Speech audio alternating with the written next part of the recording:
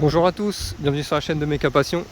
Petite intro de dernière minute là, parce que du coup je la filme alors que la voiture est déjà terminée. J'ai fait ça parce que je voulais vous remercier, on a passé le cap des 3000 abonnés sur la chaîne. Donc merci beaucoup à vous pour votre soutien, les commentaires que vous laissez, tout ça, ça fait plaisir. En route vers les 5000. J'avais aussi des gens qui m'avaient laissé des messages, environ une dizaine de personnes, pour me dire que ça serait bien que je fasse une vidéo pour expliquer comment ouvrir son auto-entreprise d'achat-revente, tout ça. Alors au début je m'étais dit que c'était une bonne idée, je m'adresse aussi à vous là qui m'avez envoyé le message, je vais vous répondre ici. Et en fait j'ai réfléchi et je pense qu'en fait c'est une mauvaise idée. Est-ce que je vais vous expliquer? J'ai eu l'occasion là de tomber sur un gars qui vendait aussi des voitures comme ça, donc je l'ai vu arriver avec un BMW X5, un jeune couple. Et bon, vendeur, lunettes de soleil, il fumait sa clope électronique, il crachait la fumée dans la gueule de ses clients, enfin bref. Après je juge pas sur le physique, hein, mais bon ça annonçait la couleur. Et la voiture une merguez, genre les feux jaunes, le crochet de remorquage encore dessus, tout, enfin tous les indices qui laissaient penser que voilà quoi, une épave. Je les voyais parler avec eux et tout, il essayait de vendre son truc comme si c'était un truc bien, le prix en plus exorbitant, je sais plus combien, mais truc de fou. Et là je me suis dit attends, si je fais une vidéo où j'explique tout ce qu'il faut faire de A à Z, il va y avoir des mecs comme ça à qui je vais donner à avoir envie de le faire quoi.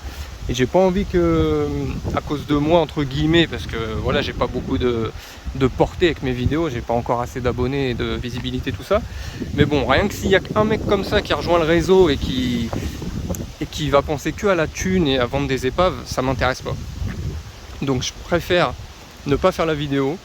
Et de toute façon, si vous êtes motivé comme moi et passionné, il n'y a aucune raison que vous n'y arrivez pas. Si moi j'ai réussi, vous pouvez le faire. Donc renseignez-vous à droite à gauche sur internet comme j'ai fait moi. Et vous pourrez ouvrir votre entreprise, il n'y a pas de souci. Donc allez, bonne vidéo. Bonjour à tous, bienvenue sur la chaîne de Méca Passion. Aujourd'hui on se retrouve avec une nouvelle petite voiture. Donc une Opel Corsa D. J'ai été chercher là hier. C'est le moteur 1,4 litre essence 90 chevaux, donc c'est un moteur à chaîne, ça c'est pas mal.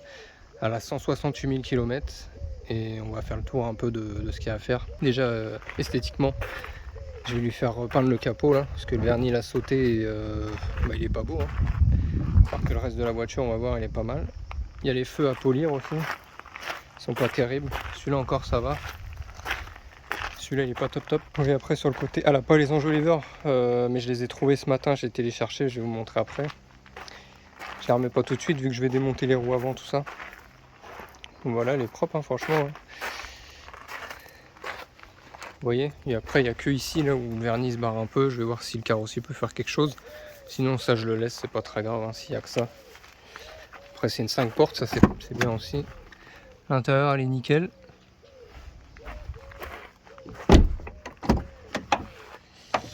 Voilà, vous voyez, elle est propre. Hein. Il n'y aura pas un grand ménage à faire comme d'hab. Voilà, donc 168 000. Alors elle a la clim, mais elle ne fonctionne pas parce qu'il y a une fuite. Il l'avait rechargée, elle a marché 3 mois et plus rien. Donc ça va être une mission pour nous. Ou je vais faire, je sais pas. Les pneus ils sont good. À l'arrière bien, à l'avant ils sont 3/4, mais bon ils sont encore bien. Elle a la vitre de rétro ici qui manque. Mais il me l'a filé avec le gars. Ouais c'est décollé, moi il me l'a filé, on va voir ça tout à l'heure. Les enjoliveurs je les ai mis là. Ils sont pas nickel mais ça passe hein. Je les ai payés 15 balles les câbles donc c'est pas cher du tout. Voilà, donc esthétiquement on va lui remettre ses enjoliveurs, la petite vitre, repeindre le capot, policher les phares. Esthétique c'est tout.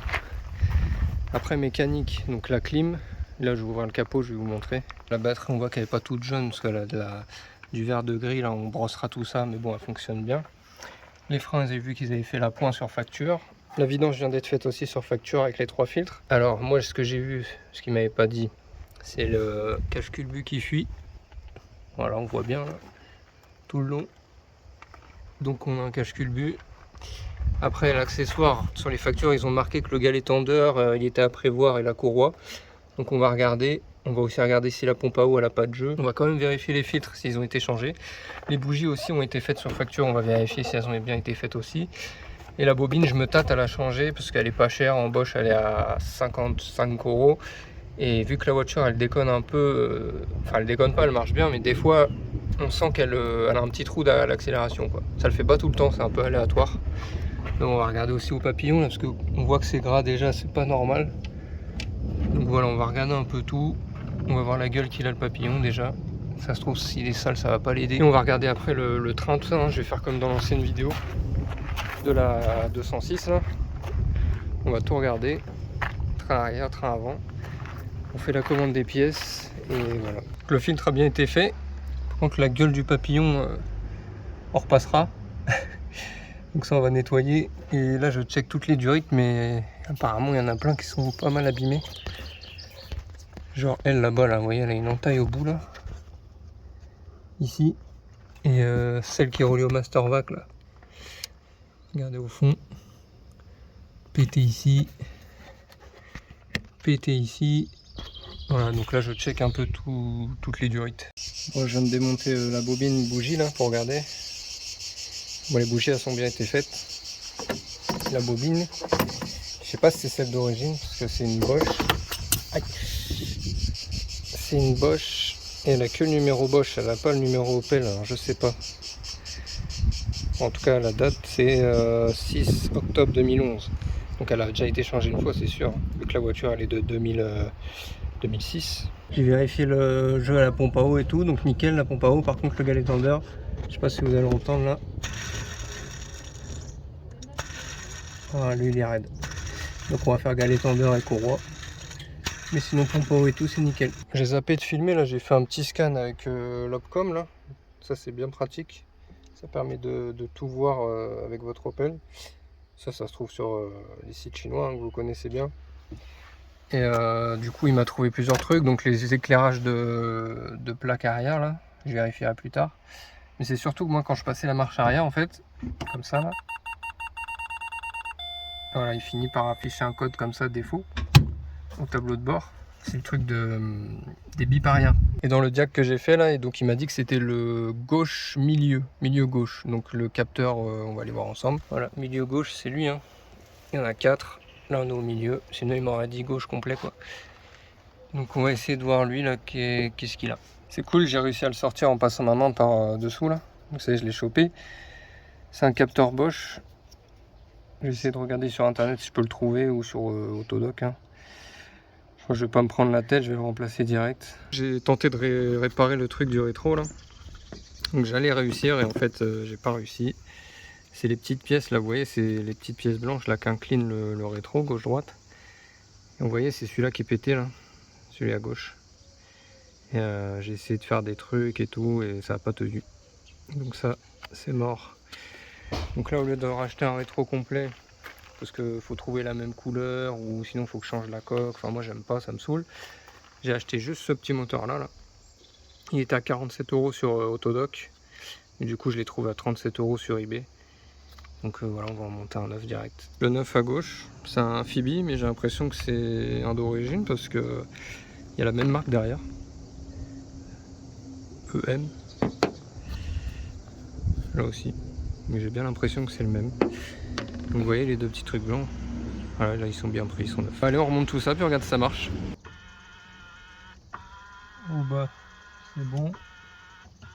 Gauche.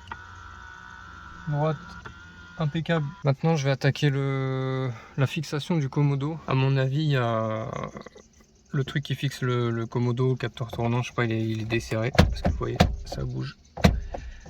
Je démonte la coque, là on voit comment ça se passe. Alors c'est bon, j'ai trouvé une solution pour le Komodo qui bougeait. Donc là j'appuie fort, ça bouge plus. Donc il n'y a pas besoin d'enlever l'airbag. Au début j'étais parti pour enlever l'airbag. Mais en fait vous pouvez enlever le cache au-dessus là. Il y a un petit cache là derrière, il faut tourner le volant à 180. Là aussi. Et une vis en dessous et c'est tout. Et du coup ce que j'ai fait, parce que ces petits malins là de chez Opel là. En fait, quand je tournais le Komodo, il y a toute cette partie-là qui tournait sur la colonne de direction. Et comme vous voyez, la vis là, elle n'a pas d'empreinte. Donc du coup, on peut pas la visser quoi. Vous voyez? Donc ce que j'ai fait, c'est que j'ai essayé de mettre un écrou au début, mais la tige filetée qui dépassait, elle était trop petite. Alors ce que j'ai fait, c'est que j'ai pris un écrou comme ça là, un grand, un normal. Je l'ai coupé à la Dremel en deux là, pour qu'il soit fin comme ça, pour qu'il puisse se prendre sur les filets. Du peu qu'il y avait et j'ai réussi à le visser, vous voyez, au bout de mon doigt là. Donc là c'est bon, ça là, du coup ça l'a serré et là il bouge plus.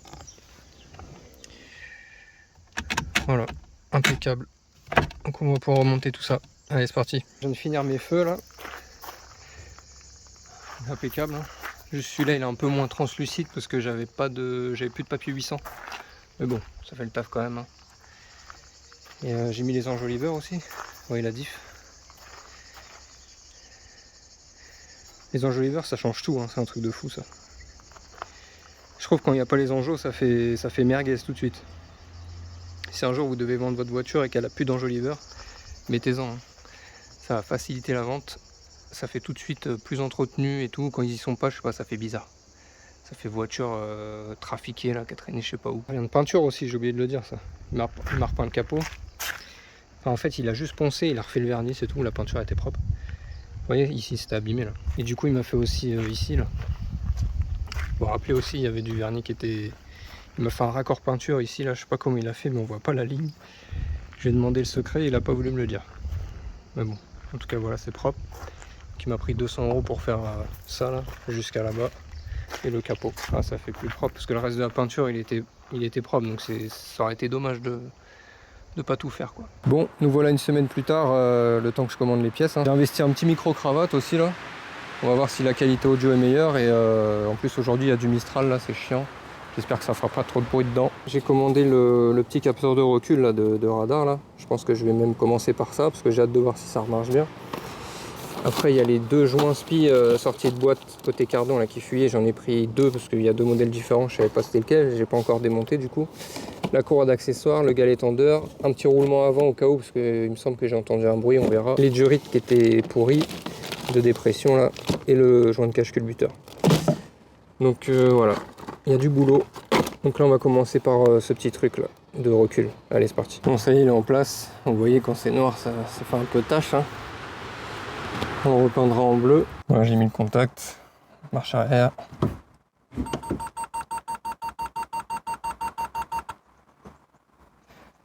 Bon voilà, le voyant il a pas l'air de revenir. J'essaierai plus tard en conditions réelles et tout, mais ça a l'air d'être bon.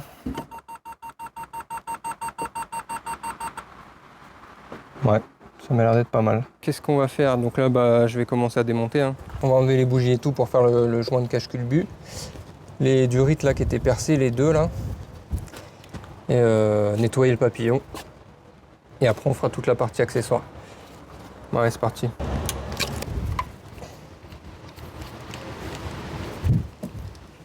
Dans la petite coupelle aimantée qui va bien. Hop.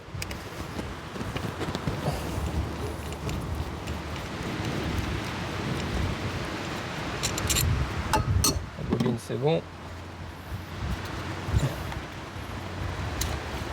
Hop.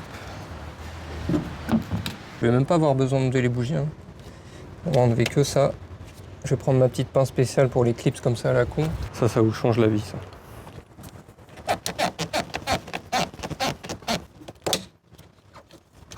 Hop. Hop là. Oui, elle était craquée bien comme il faut.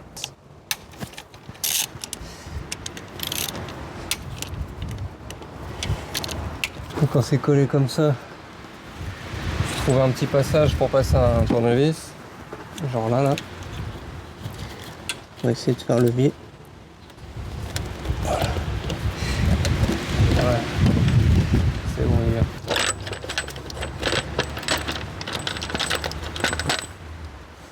C'est joint. On voit la chaîne de distri.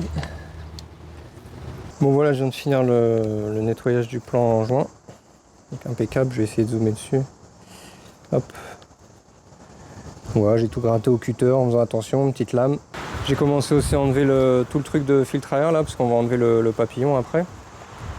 J'ai nettoyé le cache culbu. J'ai mis le joint neuf dessus. Voilà. Donc allez, on renquille ça.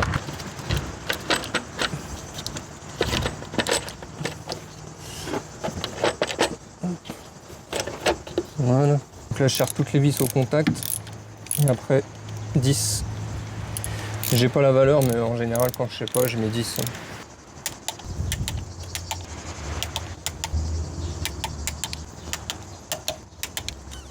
Voilà. Donc là je vais attaquer le démontage du papillon. Comme ça on va bien le nettoyer et je vais pouvoir changer ma durite après derrière tranquillement. Hop là. Ah ouais. Ah ouais. Est-ce que vous voyez l'état du papillon? Tout carbonisé. On va nettoyer tout ça. Je vais changer ma petite durite et on remonte tout ça. Voilà. Donc là je pense que les flux vont avoir moins de mal à passer. Alors à moins d'hésitation à l'accélération et un ralenti un peu plus régulier. Le ralenti il avait tendance à osciller un petit peu. Là je pense que ça va régler le souci. Vous voyez la belle fissure qu'elle a là.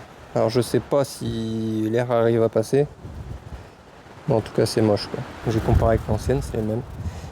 Allez on enfile ça.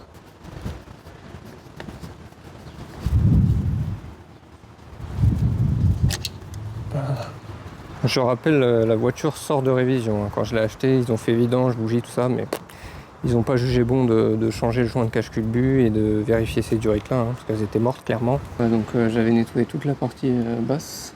Tout là, rappelez-vous, c'était bien gras. Voilà, le papillon. Encore des légères traces, mais bon. C'est les plus incrustés. Les deux durites neuves, celle qui part là-bas, celle-là. Pour enlever la courroie, il va falloir enlever ce support là. Ça va être un peu chiant, je pense. Et galet tendeur. Allez, c'est parti. Je me suis enlevé le petit support moteur ici là. De toute façon, c'est obligé. Là, le moteur il supporte sur le cric. Et là, il va falloir enlever cette platine. Là. Donc, il y a des vis un peu partout. Là, on va voir si on peut y accéder. Voilà, j'ai réussi à enlever la courroie. Donc, du coup, pour enlever les 3 vis de ce truc, il faut abaisser le moteur au maximum, le lever au maximum, pour qu'à chaque fois les vis, il y ait la place de les faire coulisser, hein, parce que c'est des vis comme ça. Donc, pour les sortir, il faut trouver la bonne hauteur de moteur. Donc là c'est bon, j'ai sorti l'ancien, le nouveau il est à côté. Vous voyez lui il est mort, hein. On l'avait vu déjà. Et lui, voilà, silence. Voilà, j'ai remonté le galet tendeur, la courroie. Là je suis en train de remonter lui là. Ce truc de merde. La petite astuce pour ceux qui veulent le faire.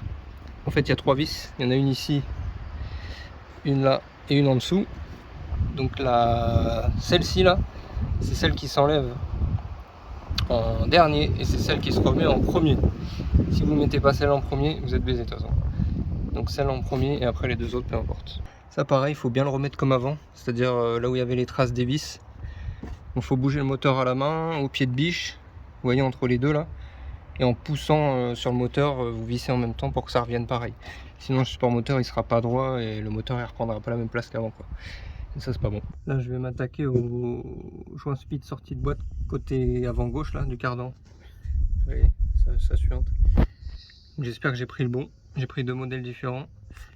Et on va voir s'il y a de l'huile de boîte qui coule. Sinon il faudra refaire le niveau avec la vis qui est là-bas à droite là au bout. Je vous raconte pas la galère pour dévisser les crocs de cardan. En fait il faut une douille de 36. Moi j'avais la mienne là. J'avais ma Kraftwerk là. Je voulais pas la sacrifier. Elle passait pas. Donc j'ai été acheter une Noroto comme ça, là, en 36 aussi. Je l'ai meulé de partout. Parce qu'une douille standard ça rentre pas, je sais pas pourquoi. Chelou. Donc je l'ai disqué. Donc là après elle est rentrée impeccable et j'ai pu la mettre un coup de grande barre comme ça là. Puis après je vais la finir au pétard. Bon je viens de réussir d'enlever le cardan là. En fait pour l'enlever, vu qu'il y a un clip là à l'intérieur de la boîte, il faut faire une pesée avec un gros tournevis plat.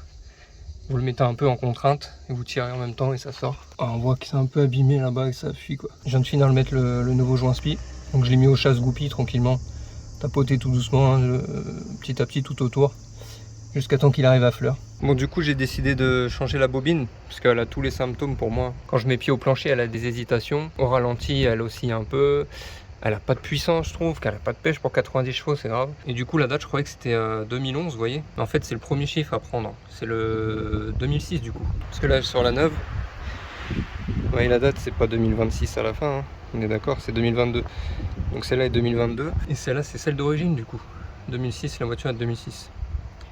Donc déjà ça lui fera pas de mal et je pense que c'est ça. Hein. Moi c'était bien la bobine d'allumage, hein. Je l'ai pas changé pour rien. Du coup le régime maintenant il est bien stable. Avant ça faisait des oscillations quoi. Quand j'accélère à fond là, pied au plancher, là, il va direct. Avant ça ratatouillait. Là, la décélération aussi en roulant, enfin on ressent tout mieux en fait. La voiture elle se comporte mieux, il n'y a pas d'hésitation, il n'y a pas de raté d'allumage, enfin voilà quoi. Un tout petit peu plus de puissance mais pas fou non plus. Et la conso j'ai l'impression un petit peu mieux aussi. Enfin voilà quoi, plus que le problème de clim. Allez.